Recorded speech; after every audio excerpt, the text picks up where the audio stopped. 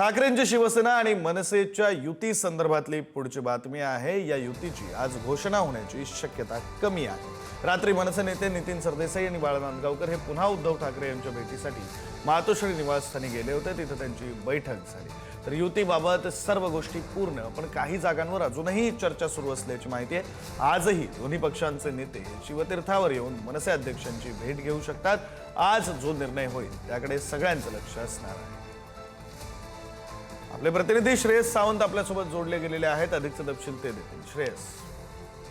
विक्रांत, खऱ्या अर्थानं आपण बघितलं तर रात्री देखील मनसे नेते बाळा नांदगावकर किंवा नितीन सरदेसाई हे दोघेही मातोश्रीवर दाखल झालेले। अनेक बैठका आता सुरू आहेत। कालच्या दिवशी असं वाटलं की आता सीट शेअरिंग होईल।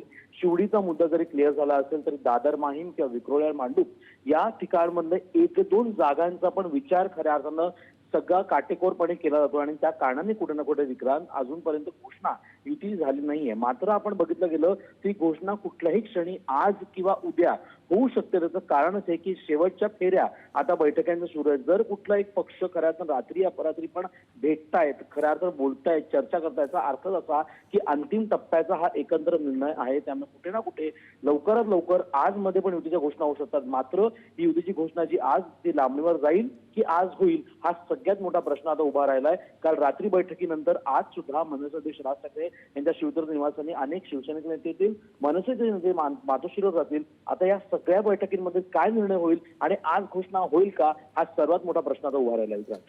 बरं, धन्यवाद श्रेयस दिलेल्या या सगळ्या सविस्तर माहितीसाठी। ठाकरे बंधूंच्या प्रीती संगमामध्ये महाराष्ट्राची जनता सहभागी होणार असल्याचं राऊत म्हणालेत।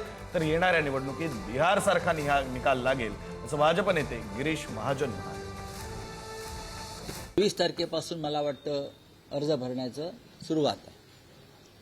त्याच्या आधी 100% शिवसेना आणि महाराष्ट्र नवनिर्माण सेनेच्या युतीची घोषणा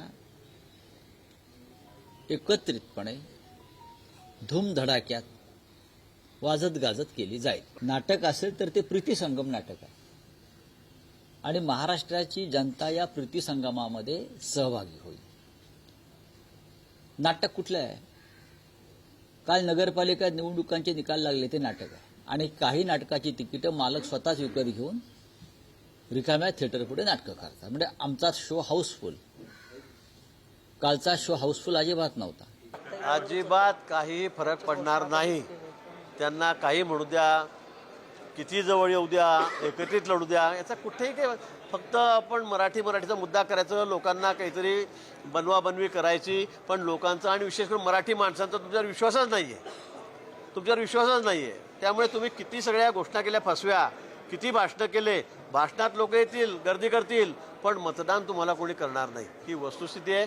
तसा बिहारचा झाला, महाराष्ट्र विधानसभेत झाला, कालचा झाला, तसा निकाल, आश्चर्यकारक निकाल हा या ठिकाणी निवडणुकीमध्ये लागेल।